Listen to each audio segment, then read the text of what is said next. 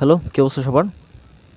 তো গতকালকে একটা ভিডিও দেখলাম চ্যানেল 24 মেবি না যমুনা টেলিভিশন সঠিক মনে নেই। চ্যানেল 24 হতে পারে, আমার সঠিক মনে নেই।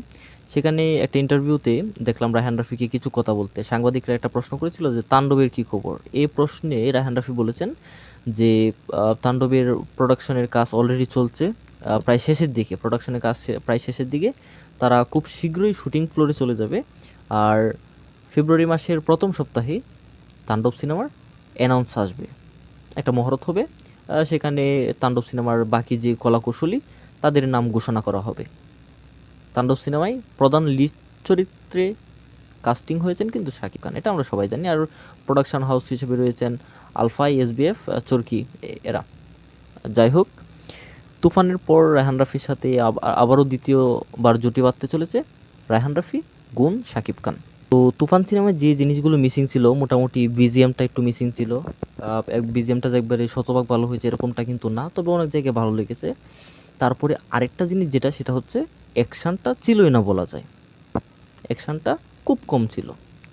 তো সেই জিনিসগুলো কিন্তু সে খুব ভালোভাবে নোট করে নিয়েছে যে কি কি মিসিং ছিল তুফানে। আর সেগুলো কিন্তু তুফান টুতে সে রাখবে। তুফান টুতে সে কিন্তু রাখবে। এখন কথা হচ্ছে শাকিব খানের সাথে যেহেতু সে আরেকটা সিনেমা করতেছে তুফান টুর আগে, তাণ্ডব, সেটাও কিন্তু একটা অ্যাকশন জনরারই হবে। অ্যাকশন জনরারই হবে, যতটুকু আমরা জানতে পেরেছি, তিনি নিজেও বলেছেন। তো এখন কথা হচ্ছে, আমরা কিন্তু তাণ্ডবে কিন্তু আশাহত হব না। তিনি তুফানে যেরকমটা বলেছিল যে অ্যাকশন জনরার হবে, হ্যাঁ, সেরকম মানে অ্যাকশনটা আমরা দেখতে পাইনি, বাট খুব শক্তিশালী একটা ক্যারেক্টার তিনি দাঁড় করিয়েছেন। তুফান খুব শক্তিশালী একটা ক্যারেক্টার। তো সেক্ষেত্রে তাণ্ডব কিন্তু অন্যরকম কিছু হবে, অ্যাকশন থাকবে, হুম, এরকমটা হবে। আর তুফানের রেকর্ড তাণ্ডব ভেঙে দিতে পারে, তার কাজ যেভাবে ডেভেলপ হচ্ছে বলাই যায়। তো তাণ্ডবের নায়িকা নিয়েও কিন্তু একটা গুঞ্জন চলছে।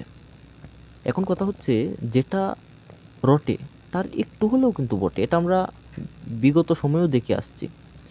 তো তাণ্ডবের সিনেমার নায়িকা দুইজন থাকবে, আমরা জানতে পেরেছি দুইজন থাকবে। একজন বাংলাদেশ থেকে নিবে, আরেকজন কলকাতা থেকে নিবে। তো বাংলাদেশের কে হতে পারে, কলকাতার কে হতে পারে, এ পর্যন্ত কিন্তু আমরা জানতে পারি না। কিন্তু রিউমার যেটা উঠেছে সেটা আমি বলি, বাংলাদেশ থেকে যে রিউমারটা উঠেছে সেটা হচ্ছে ছোট পর্দার নাজনীন নাহার নিহা। আরেকটা রিউমার হচ্ছে তানজিন তিশা। আরেকটা সেটা হচ্ছে পূজাচেরি। তিনটা নাম খুব চলতেছে, পূজাচেরি, তারপর তানজিন তিশা, তারপর নাজনীন নাহার, নীরা না নিহা সঠিক মনে নেই।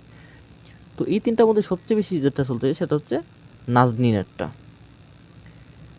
তো আমার মনে হয় এটাই হয়ে যাবে। ছোট পর্দার অভিনেত্রী হিসেবে শাকিব খানের পাশে খুব ভালো মানাবে এই মেয়েটাকেই।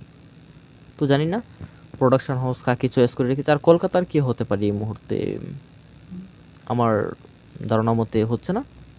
যাই হোক, আপনারা গেস করেন কে হবে, গেস করে কমেন্টে বলে দিন। তো ফেব্রুয়ারির প্রথম সপ্তাহে তাণ্ডব সিনেমার ঘোষণা আসবে। আর এই মুহূর্তে শাকিব খানও বাংলাদেশে রয়েছেন। তো আর কিছুদিন গেলেই হয়তো এই সপ্তাহের ভিতরেই তাণ্ডব সিনেমার যে অ্যানাউন্স সেটা চলে আসবে। আমরা তাণ্ডব সিনেমার বাকি যে কলাকুশলী সেটাও আমরা অ্যানাউন্স শুনতে পারবো। তো অ্যানাউন্স শোনার পর আমরা আপনাদেরকে মানে ভিডিও দিয়ে দেবো, আপডেট দিয়ে দেবো। এরকম আপডেট পেতে আমাদের সাথে থাকবেন, ফেসটি ফলো করে রাখবেন। ধন্যবাদ সবাইকে।